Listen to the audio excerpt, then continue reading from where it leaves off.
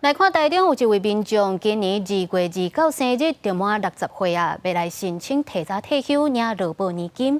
所幸劳保局讲，到伊满65岁迄当，其实无2月29，所以算转来，伊今年爱到3月初1才会当申请退休。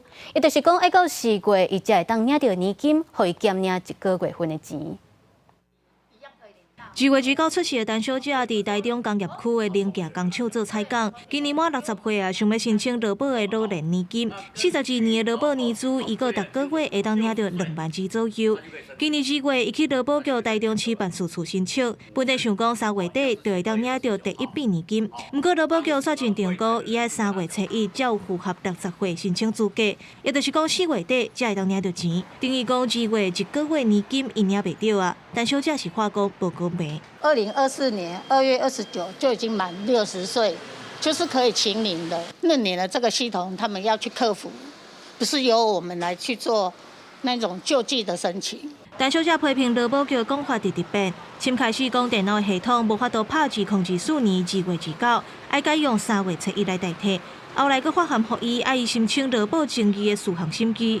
陈小姐主张讲，伊今年2月29就满60岁啊，2月申请，照理讲3月就会当领到年金。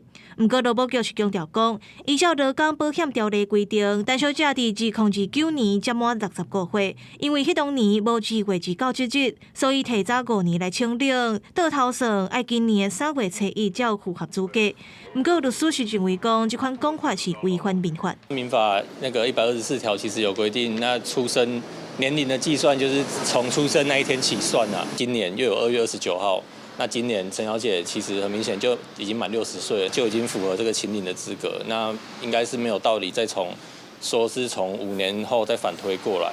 那提前5年，就是从118年3月1号往前推5年的话，它符合的请领资格日期是113年的3月1号，所以它要3月的时候才有 符合那个请领资格。劳保局表示，依照内政部函示的规定，一切拢是依法行政。陈小姐会伫4月底领到3月年金，这法律的见解含解说无共款，双方无共识。这也显示2月29出世的民众想要请领劳保的年金会有认定的问题。